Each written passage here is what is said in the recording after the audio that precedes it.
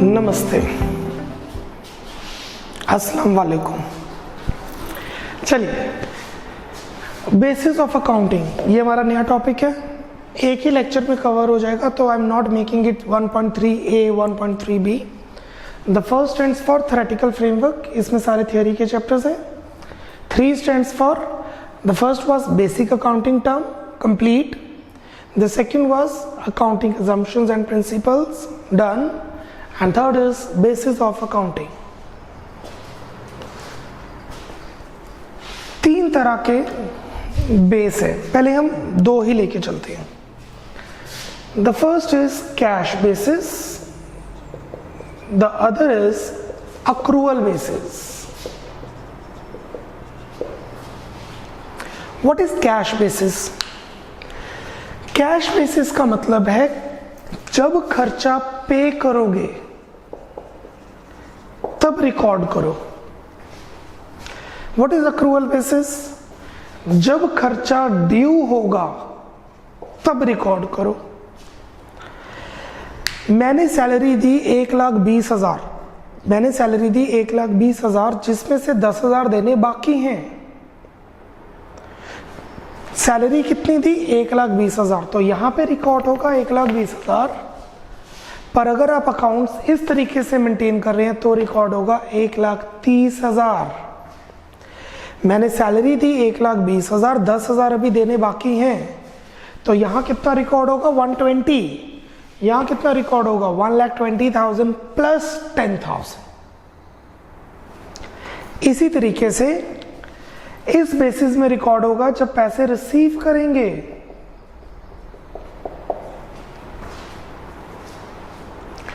और यहां पे रिकॉर्ड करेंगे जब हम इनकम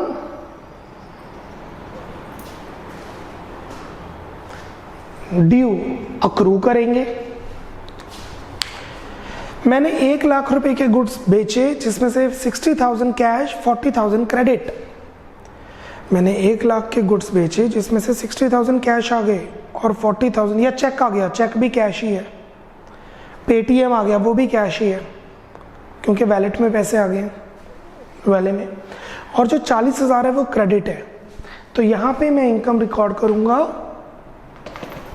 60,000 क्योंकि पैसा रोकड़ तो 60,000 ही आई है ना। यहां पे रिकॉर्ड करूंगा 1,00,000, 60,000 प्लस 40,000 1,00,000 अक्रूवल बेसिस। ये एक प्रिंसिपल है, इसलिए यही मेथड फॉलो करते हैं सारे। ये मेथड सिर्फ प्रोफेशनल्स फॉलो कर सकते हैं, जैसे कि डॉक्टर्स, एक्टर्स, ट्यूशन टीचर्स। जैसे मेरे पास जीएसटी सर्टिफिकेट है, मैं यही फॉलो कर पाऊंगा। जो छोटे मोटे ब्यूटी पार्लर्स होते हैं, जैसे कि कोई घर पे ट्यूशन दे रहा है, वो सब कैश बेसिस में है। इंस्टीट्यूट है, ग्रेस ब्यूटी पार्लर है, एडोरूम्स हैं, वो अक्रूवल बेसिस फॉलो करेंगे। Basis of accounting. To ascertain the profit or loss of the business is one of the objective of accounting. Profit और loss निकालना सबसे important objective है accounting का। There are 2 bases of ascertaining profit or loss. The first is the cash basis and second is the accrual basis. What is cash basis of accounting? Under cash basis of accounting, entries are recorded only when cash is received or paid. Cash basis of accounting में आप तभी record करेंगे cash जब cash मिलेगा या पे करेंगे। That is only actual cash is receipt and actual cash payment is made. No entry is passed when a payment of receipt become due. कोई एंट्री रिकॉर्ड नहीं करनी जब पेमेंट आप ड्यू करेंगे या रिसीट ड्यू करेंगे। Thus, credit transactions are not recorded at all until the cash is actually received or paid. कोई entry record नहीं होगी। Hence, all the adjustments like outstanding expense, prepaid expense, accrued income, income received in advance will not be considered.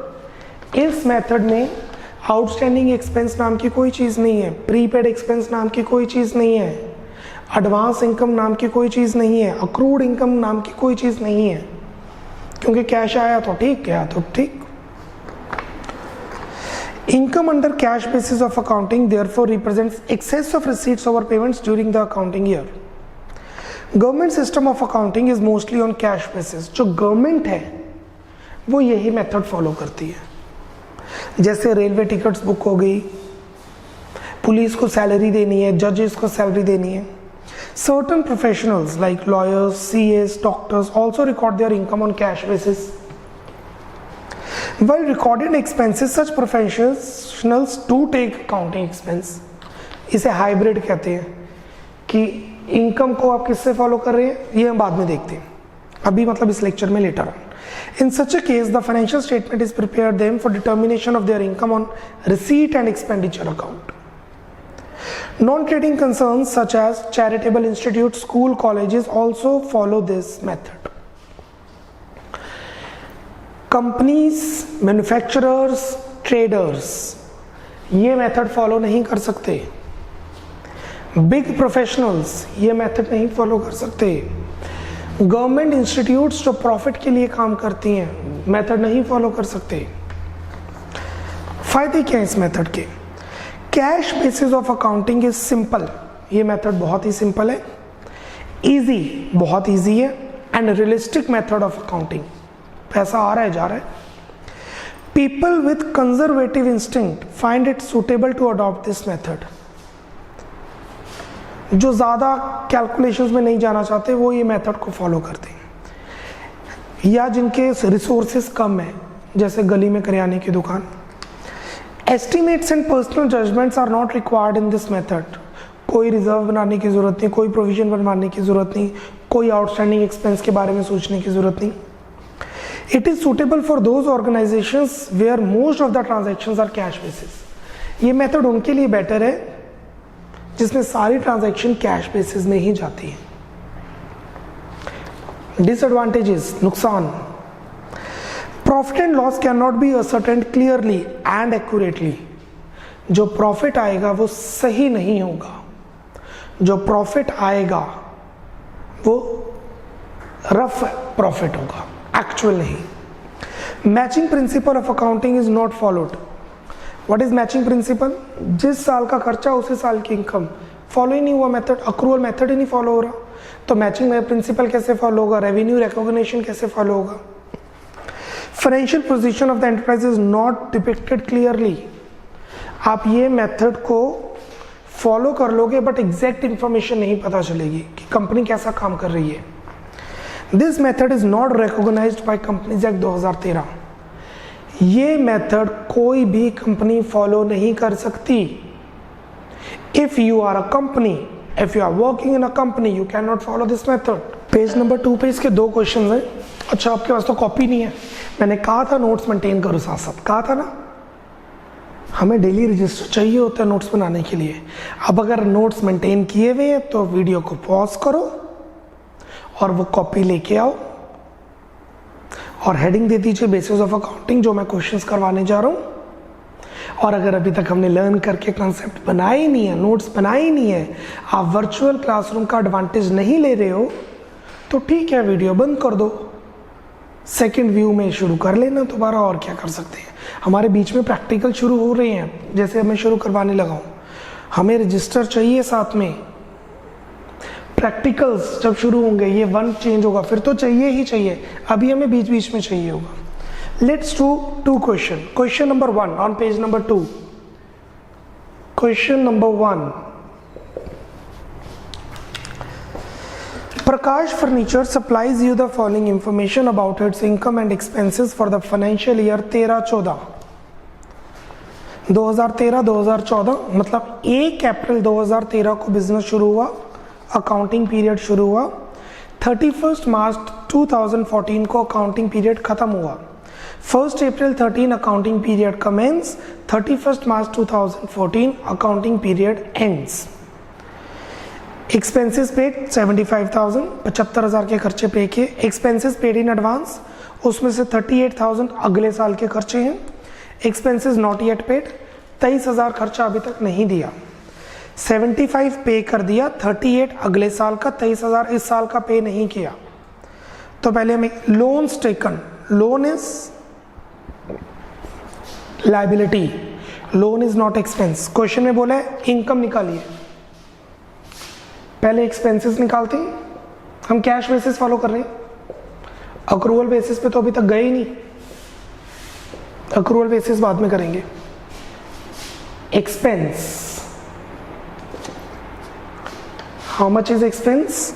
75,000। Income,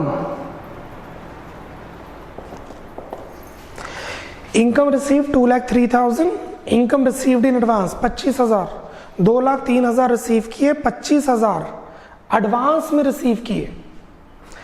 22,000 income earn but not received, 22,000 earn कर लिए पर receive नहीं किए। Loans given, 1 lakh का loan लिया, 20,000 का लोन किसी को दे दिया। Loan is a asset loan, किसी को दिया। Income earn but not received, so how much is income as per cash basis? 2,03,000। Cash आया, कैश गया, कैश आया, कैश गया। How much is net income? 2,03,000 minus 75,000 is rupee 1,28,000 if I am not wrong. Yes, cash basis पे मैंने 1,28,000 कमा लिए। If I am following the cash basis, I have earned 1,28,000 rupees. Clear? नीचे note दे दीजिए। Loan taken is a liability and loan given is an asset. Thus, not considered while computing cash basis.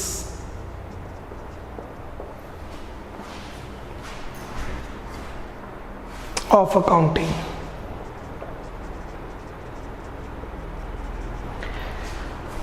Liability है या फिर just not considered, एक ही बात है, क्योंकि ये तो कंसिडर ही नहीं करेंगे, लाइबिलिटी है और एसेट है।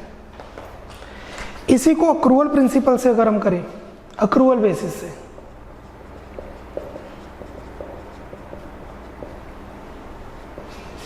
How much is expense?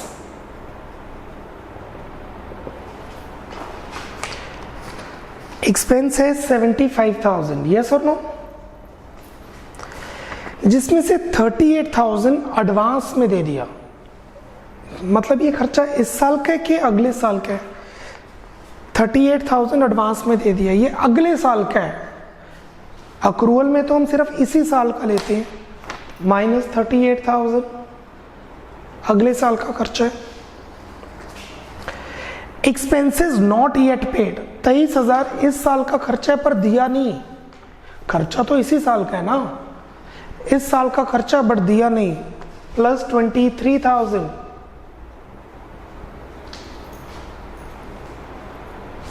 सो 75,000 का खर्चा हुआ, 38,000 का नहीं दिया, 38,000 अगले साल का है, 23,000 इस साल का है।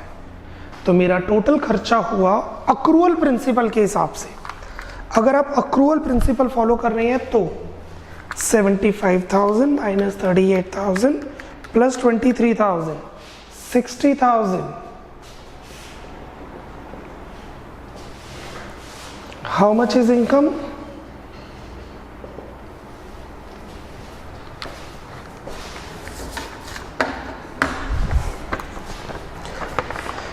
इनकम रिसीव की 2,03,000, इनकम रिसीव्ड इन एडवांस 25,000, ये इनकम इस साल की है कि अगले साल की है? इनकम रिसीव्ड इन एडवांस 25,000, ये इनकम अगले साल की है। तो क्या करेंगे? माइनस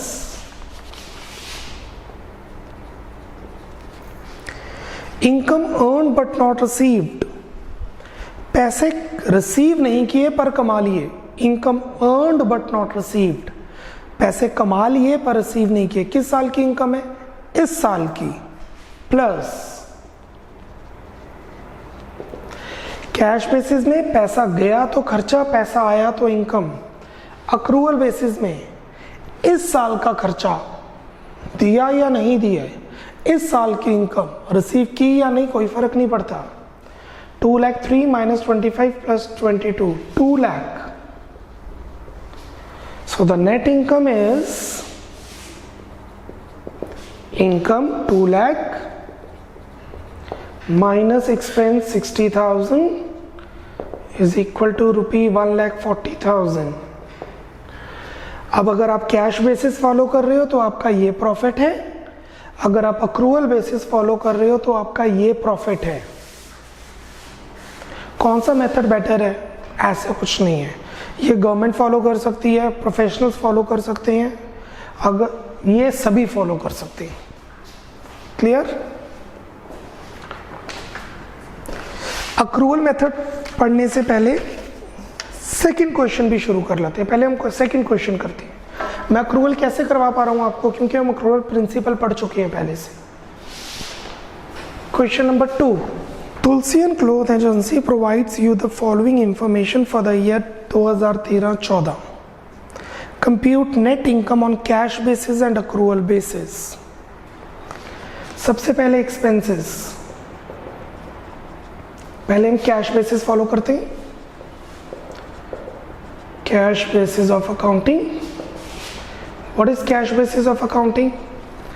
पैसा गया तो खर्चा, पैसा आया तो इनकम। कैश सेल्स, पहले इनकम लेते हैं।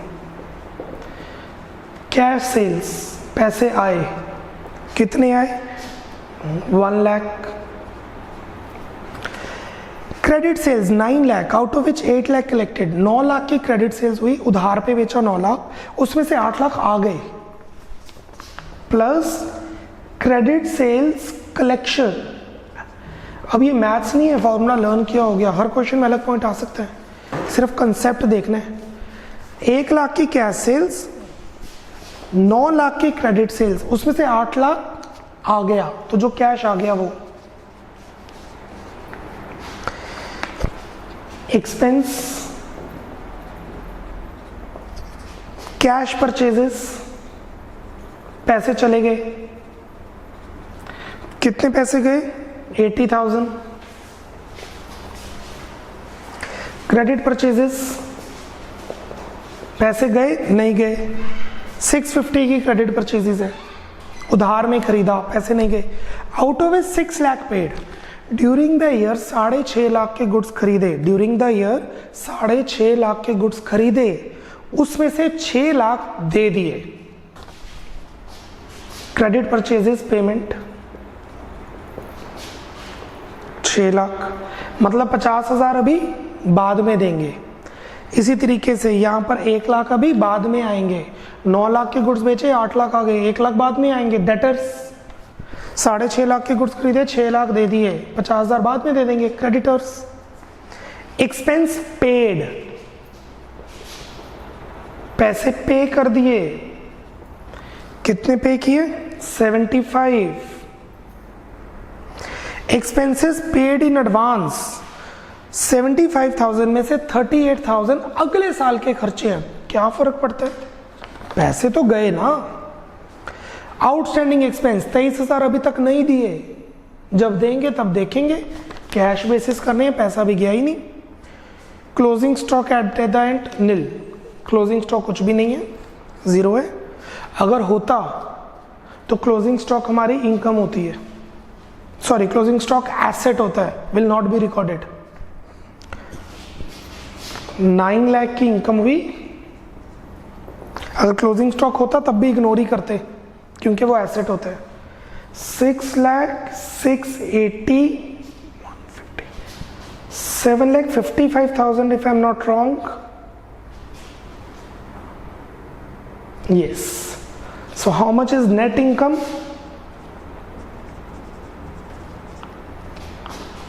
Income minus expense. 9 lakh minus 7,55,000 is equal to rupees 8, 1,45,000. Clear everyone? Any doubt? Moving on.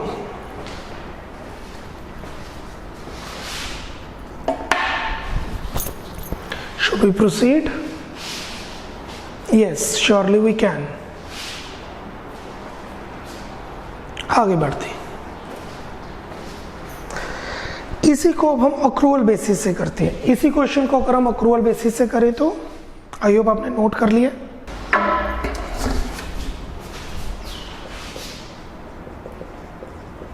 Accrual basis of accounting. Income, expense. What is income? पैसा आया या नहीं आया कोई फर्क नहीं पड़ता। की फर्क पैंदा है? पैसा आया या नहीं आया, कमा लिया तो इनकम। पैसा गया कि या नहीं गया, की फर्क पैंदा? कोई फर्क नहीं पड़ता। खर्चा हो गया तो रिकॉर्ड करो income. Cash sales plus credit sales 1 lakh plus 9 lakh is 10 lakh. Expense, cash purchases plus credit purchases plus expenses. Cash purchases 80,000, credit purchases 6,50,000, expenses 75,000, उसमें 38 एडवांस है, अगले साल का है। अगले साल का खर्चा तो इस साल क्यों रिकॉर्ड करेंगे, अगले साल रिकॉर्ड करेंगे। 75,000 में से 38,000 माइनस 23,000 आउटस्टैंडिंग है, दिया ही नहीं तो प्लस कर देंगे, दे देंगे। देंगे नहीं मतलब अक्रू कर देंगे। This is prepaid expense, this is outstanding expense. Prepaid और आउटस्टैंडिंग एक्सपेंस की एडजस्टमेंट होती है अक्रूवल बेसिस में। कल प्रिंसिपल में भी पढ़ा था हमने, कल या परसों। So total expenses 80,000 plus 650 plus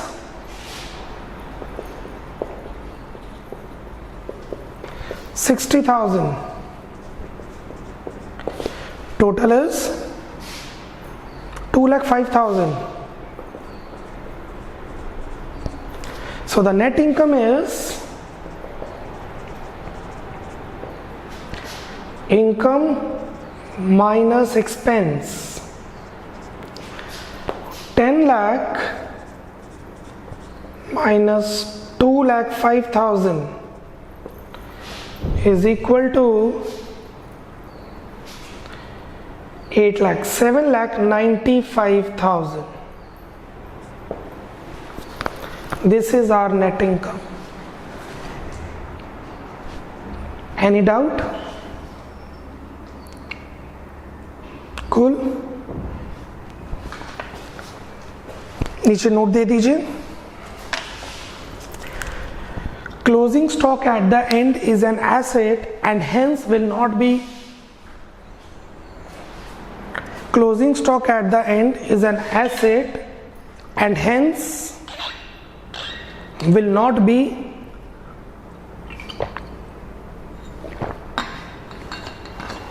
adjusted while computing net income. Will not be adjusted while computing net income.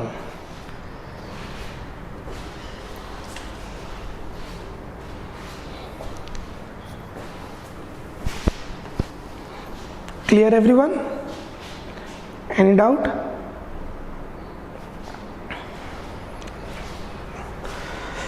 चलिए अब हम अक्रूवल बेसिस को पढ़ लेते हैं। समझ तो आ गया क्योंकि क्वेश्चंस ही कर लिए हमने। एक बार हम कंसेप्ट पढ़ लेते हैं होता क्या है। Under accrual basis of accounting, accounting entries are made on the basis of amounts having underlined become due or payment or receipt.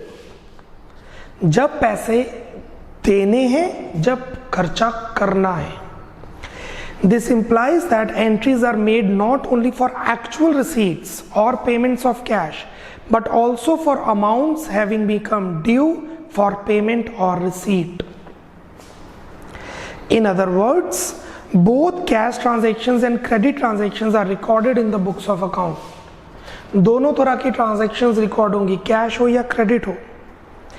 Incomes are credited to the period in which they are earned, whether the cash is received or not. Similarly, expenses and losses are detailed to the period in which they are incurred. खर्चा उसी साल में record होगा जिस साल में incur किया गया है. Whether cash is paid or not is irrelevant. Thus, the profit and loss to the accounting period is difference between income earned and expense incurred. Income earned and expense incurred, दोनों का difference is the net profit. The profit or loss of any accounting year done, all outstanding and prepaid expenses and all incomes earned and not received and income received in advance will be adjusted. Plus minus करना पड़ेगा like this. Expense of the next year, prepaid expense, outstanding expense. Under Companies Act, all companies are required to maintain the books according to this principle. Therefore, it is also known as, please underline, very important, mercantile basis of accounting. What is mercantile principle of accounting? ये business का rule है, यही method follow करना है companies act में. Accordingly companies यही method follow करती हैं. फिर हम कैश क्यों पढ़ रहे हैं? छोटे छोटे बिजनेस प्रोफेशनल्स कैश बेसिस भी फॉलो करते हैं. What are the advantages? क्या फायदे हैं? Profit or loss for the particular period is ascertained properly because it takes into account the adjustment of outstanding expenses and all. जो profit निकलेगा वो बिल्कुल सही profit निकलेगा. It is helpful in presenting the true financial position. जो financial statement बनेगी वो true सही बनेगी. Financial position का मतलब है कंपनी कहाँ पर है, बिजनेसमैन कितना पानी में है और बड़ी बड़ी कारें और लोन में चल रही हो. Matching principal is followed. Matching principal हम फॉलो कर रहे हैं. और कंपनीज एक्ट 2013 में ये लॉ बना था कंपनी के रिलेटेड, तो ये मेथड उसको फॉलो करता है. Disadvantages, it is not simple. Accounts +1 में कर लो, +2 में कर लो, बीकॉम कर लो, अक्रूवल प्रिंसिपल ही है. सिंपल नहीं है ये, अभी तो शुरुआत है ये. A bit complex method to understand, थोड़ा difficult है समझना. Estimates and personal judgments are required in this method. Estimation तुक्के लगाने ज़रूरी हैं कि 1 लाख की क्रेडिट सेल्स हैं, उसमें से 50,000 के बैड डेट्स हो जाएंगे, तो पहले ही बैड डेट्स की प्रोविजन बना के चलो. थोड़ी एस्टिमेशंस की ज़रूरत है इसमें. Clear everyone? डिफरेंस में हम बाद में जाते हैं. पहले मैं 2 क्वेश्चंस आपको लिखवाता हूँ. Question 3, question 4. क्वेश्चन लिखेंगे फिर उसके नीचे सोल्यूशन होगा. कॉपी आपके पास है, विच आई एज्यूम है, उसके साथ आप क्वेश्चन लिखेंगे. Write down question number 3.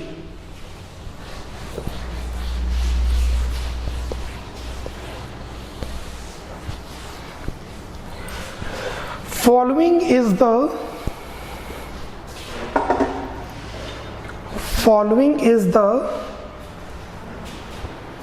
record of salaries paid. Following is the record of salaries paid. Full stop. Compute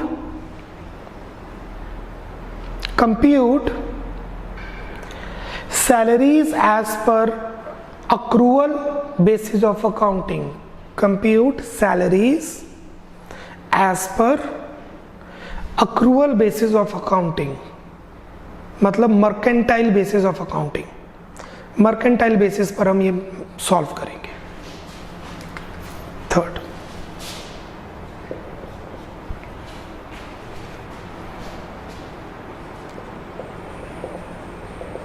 question लिखिए साथ में, सैलरीज पेड, हमने सैलरी पे की है इस साल 2 लाख,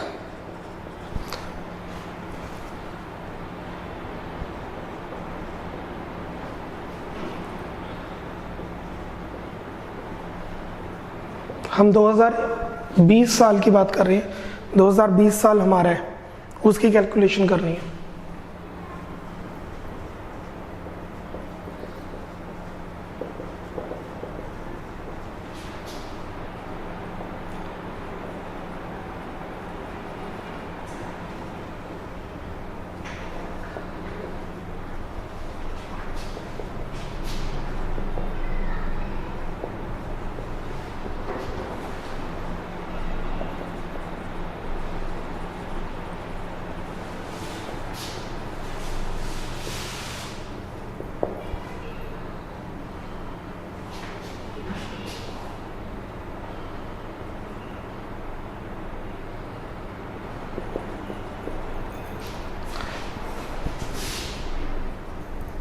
जी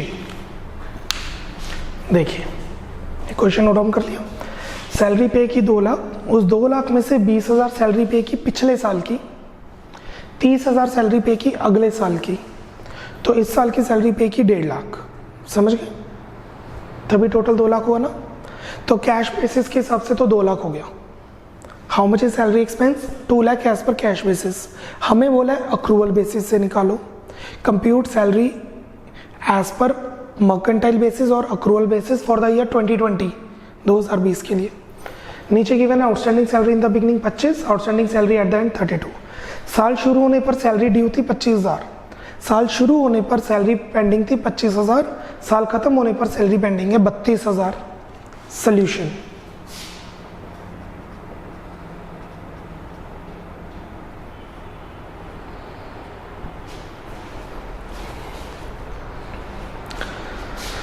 how much is salary for the year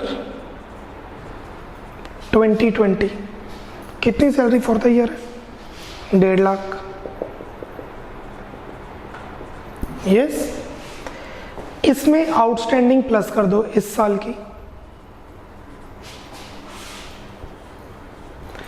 this is salary as per accrual basis. अब आउटस्टैंडिंग है कितनी?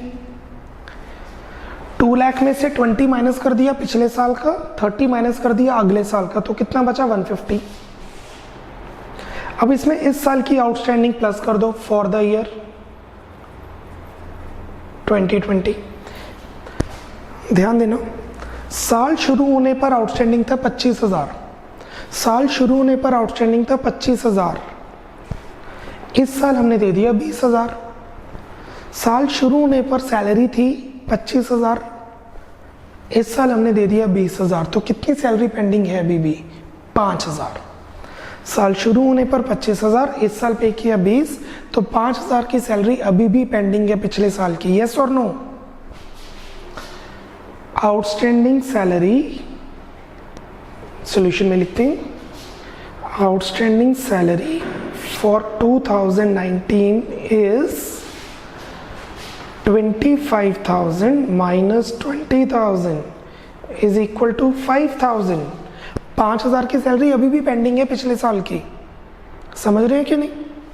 अब outstanding salary at the and is 32,000। 32,000 की सैलरी अभी पेंडिंग है साल खत्म होने पर,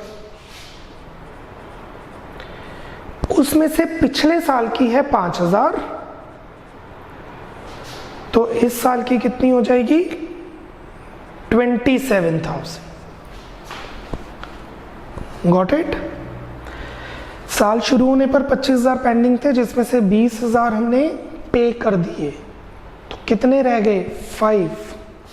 साल खत्म होने पर 32,000 है, उसमें से 5,000 पिछले साल के हैं, तो इस साल के कितने हुए? 27,000 plus 27,000, the net answer is 1,77,000।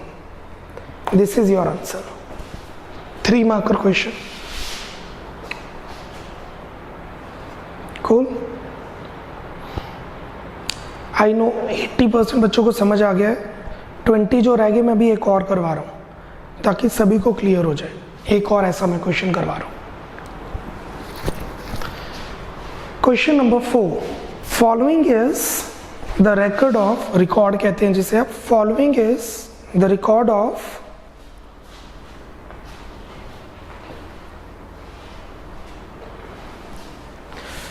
fees received in 2020.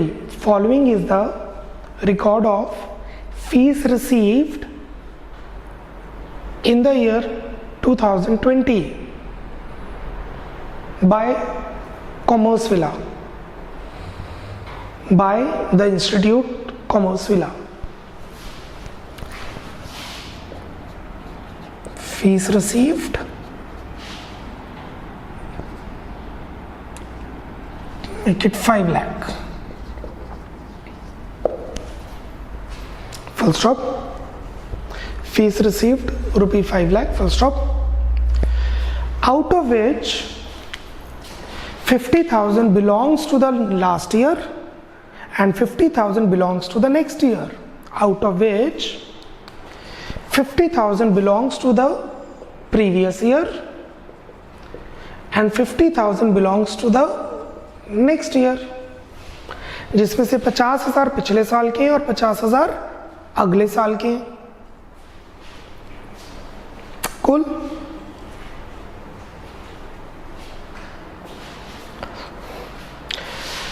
Outstanding fees,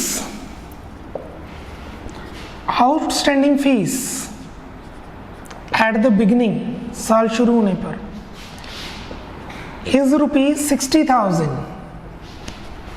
outstanding fees at the beginning is ₹60,000। साल शुरू होने पर जो फीस पेंडिंग थी वो 60 था। Second, outstanding fees eight the end of the year is ₹1 lakh। Outstanding fees eight the end of year is ₹1 lakh। Full stop. Compute fees earned, compute fees earned for the year 2020। 2020 के लिए fees earn compute कीजिए। Compute fees earned for the year 2020। Earn मतलब mercantile basis of accounting, ये accrual principle of accounting. Accrual principle से आप fees earn निकालिए। Solution पहले समझ लीजिए फिर नोट कर लीजिए, and if your speed is good साथ साथ नोट कर लीजिए। फीस रिसीव्ड 5 लाख, जिसमें से पिछले साल के हैं 50,000, अगले साल के हैं 50,000। तो इस साल के कितने हो गए, जो बच गया बैलेंस 5 लाख में से 50,000 पिछले साल के, 5 लाख के 50,000 अगले साल के, तो इस साल के हुए 4 lakh. Cool? Yes or no? Yes. बढ़े आगे। Now fees for the year 4 lakh, इसमें आउटस्टैंडिंग प्लस कर देंगे तो ये आ जाएगी fees earned. This is matching principal, उसी साल की इनकम में प्लस करना है। Revenue recognition concept. Outstanding for the year 2020 की बात हो रही है ना। साल शुरू होने पर आउटस्टैंडिंग था 60, साल शुरू होने पर आउटस्टैंडिंग था 60। ड्यूरिंग द ईयर 50,000 रुपये रिसीव कर लिए। साल शुरू होने पर मैंने अपने बच्चों से 60,000 रुपये लेने थे।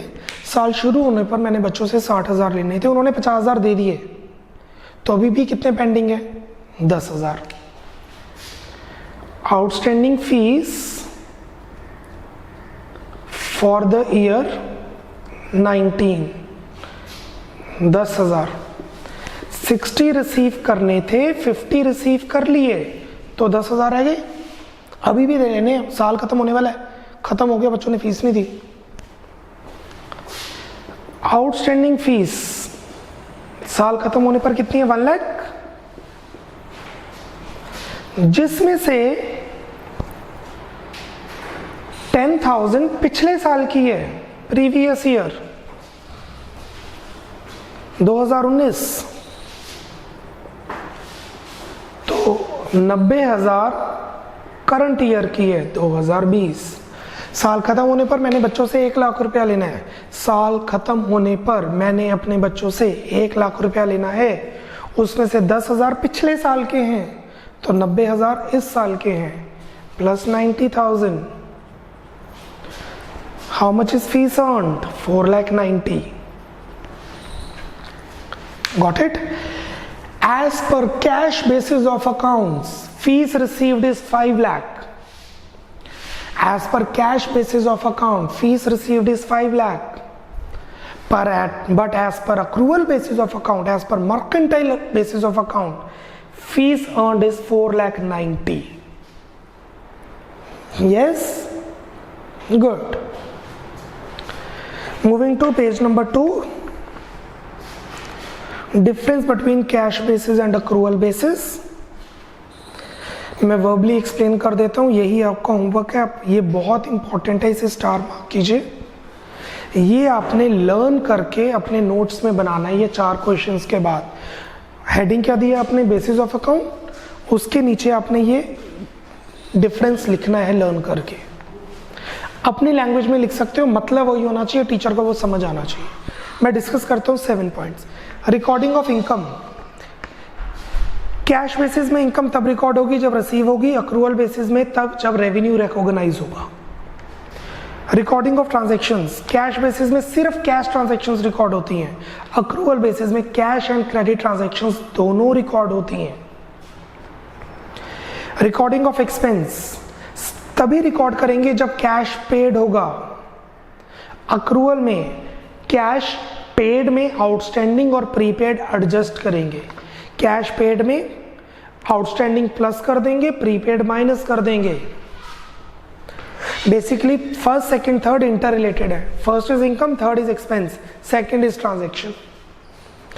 Items of adjustment. Cash basis में कोई एडजस्टमेंट नहीं करनी, आउटस्टैंडिंग की, प्रीपेड की।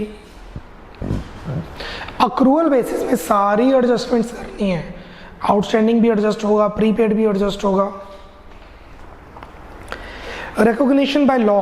कैश बेसिस को रिकॉग्नाइज नहीं किया गया, अक्रूवल बेसिस को रिकॉग्नाइजेशन मिली हुई है, it is affiliated, recognized by companies act 2013। Correct profit and loss. Cash basis में सही प्रॉफिट नहीं आते, एस्टिमेटेड प्रॉफिट्स आते हैं, इसलिए स्मॉल बिजनेसमैन ये फॉलो कर सकते हैं। अक्रूवल बेसिस में एग्जैक्ट प्रॉफिट्स आते हैं। अब देखिए 1 लाख के प्रॉफिट को 90,000 में शो कर दो, चलेगा कैश बेसिस में। 100 करोड़ के प्रॉफिट्स को 90 करोड़ का शो करो, नहीं चलेगा। तो बड़ी बड़ी कंपनीज को अक्रूवल ही फॉलो करना पड़ता है। Suitability. The basis of account is suitable for professionals, doctors, lawyers etcetera, that too the small one. This method is suitable for business organisations. But ये जो प्रोफेशनल्स हैं ये अक्रूवल भी फॉलो कर सकते हैं, बट बिजनेसमैन कैश फॉलो नहीं कर सकते। Got it?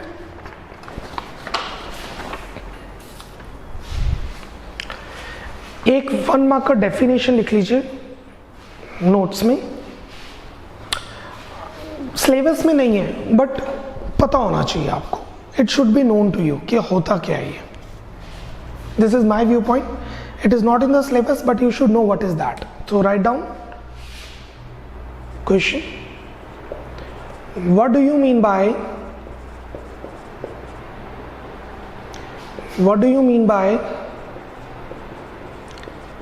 hybrid system of accounting?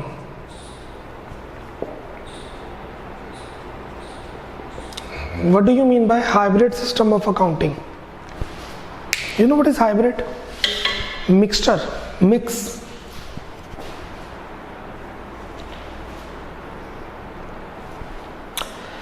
जैसे हाइब्रिड कार्स होती हैं, electronic plus oil mix, double engine रहता है।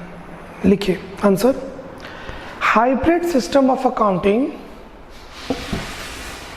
Hybrid system of accounting is the integration of hybrid system of accounting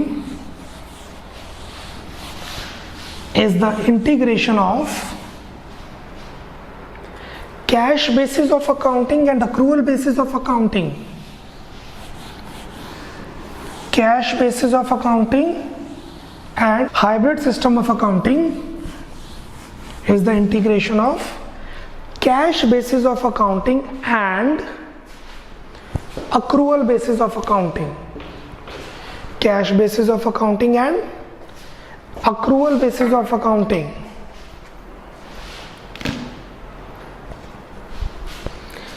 In this type of accounting, in this method of accounting, incomes are recorded on cash basis of accounting. Incomes are recorded on cash basis of accounting, and expenses are recorded on accrual basis of accounting.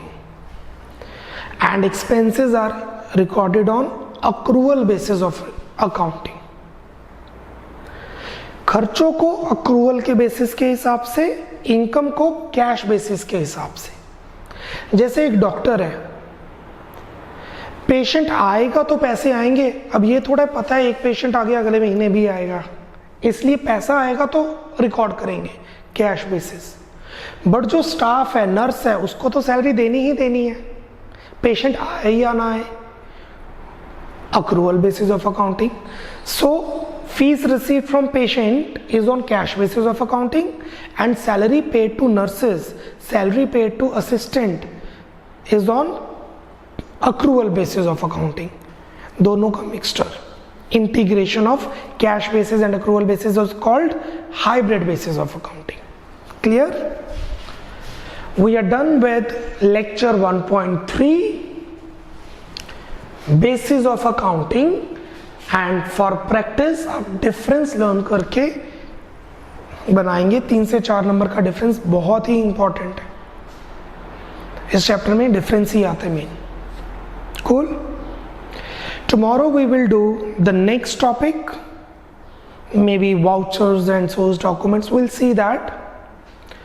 Bye bye, take care, God bless, नमस्ते।